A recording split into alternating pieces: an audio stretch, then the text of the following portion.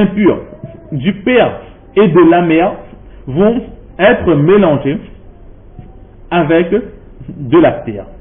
De la terre qui vient d'où? De la terre qui vient de l'endroit où cette personne va être enterrée. Allah il a la connaissance de chaque chose et Allah il sait où est-ce que chacun va naître et où est-ce que chacun va décéder. Et là où nous serons enterrés, de cet endroit-là sera retiré un peu de terre. C'est l'explication du verset du Coran de le 6e sipara. Minha khalaqnakum, de la terre nous vous avons créé, wa minha nu'idukum, et dans cette terre même, de la terre avec laquelle vous avez été créés, dans cette terre même, vous allez retourner. C'est-à-dire que nous avons pris de votre tombe un peu de terre et vous allez retourner de cette tombe même. Après avoir vécu sur cette terre, wa minha nukhrijukum taratan ukhra, et c'est de cette même terre que nous vous ressusciterons pour le jour, pour rendre compte à Allah subhanahu wa ta'ala au jour dernier. Et il est dit qu'un ange vient justement récupérer un peu de terre de là où cette personne sera enterrée et va mélanger cette terre avec ces gouttes impures de façon à ce que le corps de l'être humain pourra être créé. Et étant donné que l'être humain est créé avec une terre un peu boueuse, alors les terres, elles sont différentes. Les terres sont prises à plusieurs endroits, selon la personne sera prise à un endroit différent. C'est pour cela que Ibn Hajar, Mullah al-Qali, rahmatullah alayh, il nous explique, c'est pour cela que les êtres humains, ils ont des teints différents. Nous avons des terres foncées, des terres rouges, de la terre jaune, de la terre un peu marron, du sable très blanc. Donc nous avons différentes couleurs de terre. Et selon la terre qui a été utilisée pour créer une personne, alors le teint de cette personne sera de la couleur de cette poignée de terre qui a été utilisée pour sa création. Et de la même façon, les comportements de cette personne ressembleront à la qualité de la terre qui a été utilisée. Si la terre qui a été prise est une terre très dure, alors cette personne aura un caractère très dur. Et si la terre utilisée était très molle, alors cette personne aura un caractère très douce. Si c'est une terre qui est à côté de l'eau douce, alors cette personne aura un caractère spécifique. Si c'est de l'eau qui provient de la proximité de l'eau salée, alors le caractère sera différent. Donc de cette façon, selon la terre qui sera utilisée, la personne, cet enfant, il aura un caractère différent. C'est pour cela que dans une même famille, des enfants venant de mêmes parents, une même éducation, mais malgré cela, chaque enfant a un caractère différent, appartiennent tous à une même main, mais les 5 doigts de la main sont complètement différents. Ça, c'est à peu près ce que nous savions déjà. Mais Mullah al-Qali, rahmatullah alayh, au sujet du caractère de la personne, il va un peu plus loin dans son explication. Et qu'est-ce qu'il dit? Que chaque particule qui se trouve dans cette poignée de terre qui sera utilisée pour la création de cet enfant aura un effet sur le caractère de cet enfant. C'est-à-dire que si dans cette terre, il y avait, par exemple, beaucoup de fourmis, il y avait des insectes, ou si c'est une terre sur laquelle vit des animaux sauvages, des animaux domestiques, etc., etc., étant donné que cette terre est foulée par d'autres créatures, alors le caractère de ces autres créatures aussi auront un effet sur le caractère de cet enfant qui va naître. Par exemple, il donne certains exemples.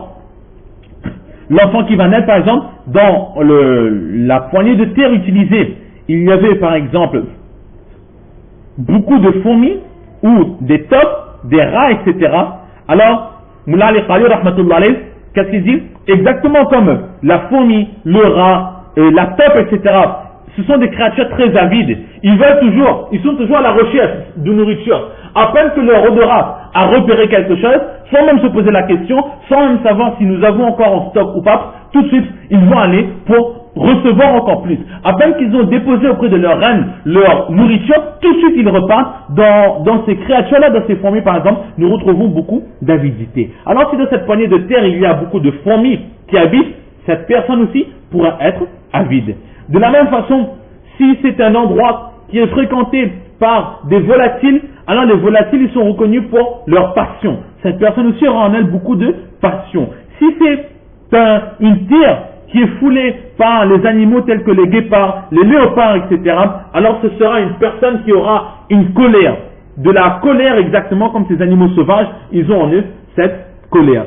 Si, par exemple, c'est un animal, une terre qui est foulée par des animaux tels que les tigres, etc., alors cette personne pourra en elle avoir cet orgueil du lion ou du tigre. Ou encore, il pourrait être avare comme le chien. Le chien, lorsqu'il a sa nourriture, alors il prend tout pour lui. Il empêche les autres animaux de venir partager cette nourriture avec lui.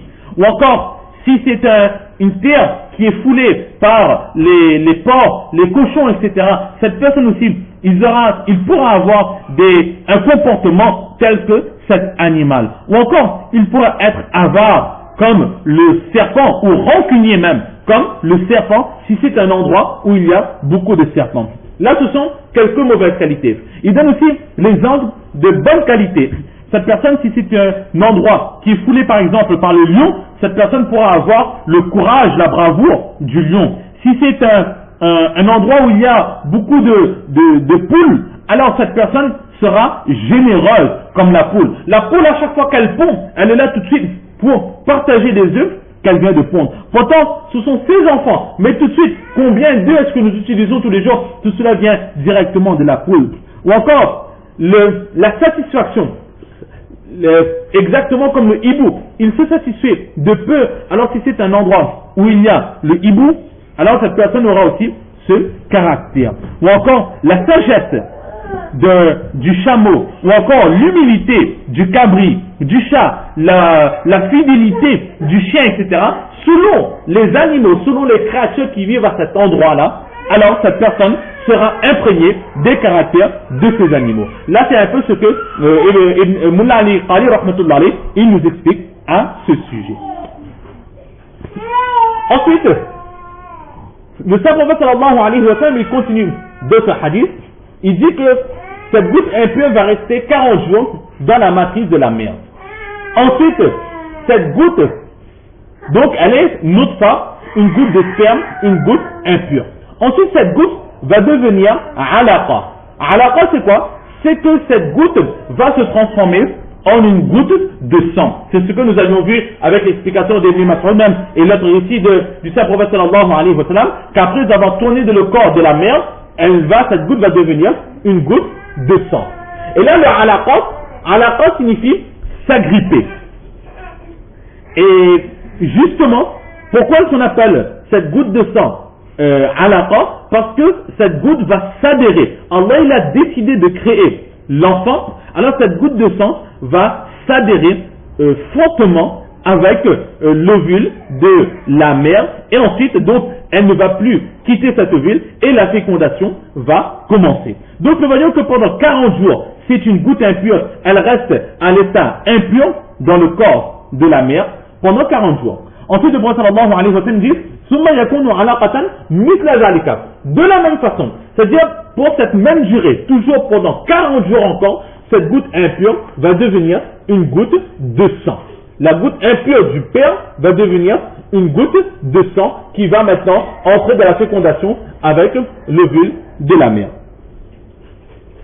Et après cela, Summa yakunu mudghatan, ce n'est que 40 jours plus tard que cette goutte de sang va devenir un embryon, c'est-à-dire le début même de la vie de cet enfant. Pendant combien de temps? Mithla zalika. Pendant 40 jours aussi. Donc 40 jours goutte impure, 40 jours une goutte de sang, 40 jours le temps de devenir un embryon. Ça fait 120 jours pendant 4 mois. Et ce n'est qu'après cela, Summa yab'athu Allahu ilayhi malakan. Allah subhanahu wa ta'ala va ensuite envoyer vers cet embryon un ange qui aura lui 4 ordres. Quels ordres est-ce qu'il aura cet ange? Fayaktubu amalahu. Il va écrire les actions que la personne va faire.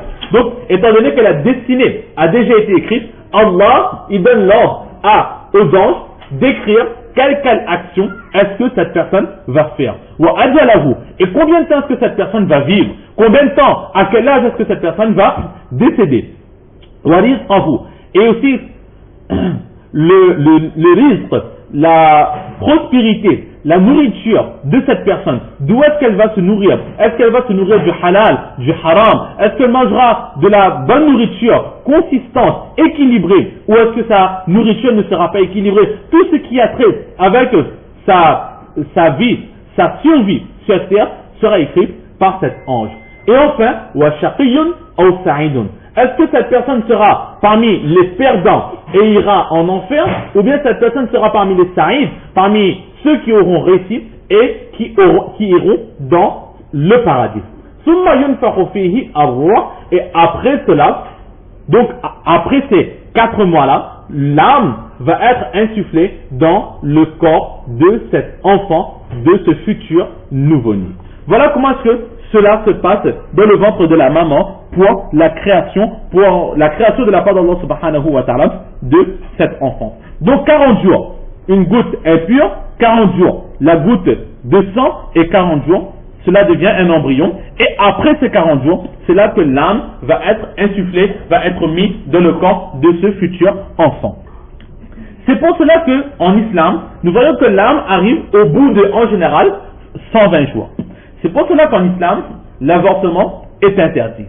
Mais en cas de force majeure, avant les 120 jours, toujours avec l'accord des savants de la localité, des personnes qui ont connaissance de cela, et aussi avec l'approbation et d'un médecin spécialiste ayant beaucoup d'expérience dans ce domaine, s'il vraiment explique qu'il y a danger pour la mère ou pour l'enfant, un quelconque danger, avant ces 120 jours, l'islam pourra donner une certaine autorisation d'avortement.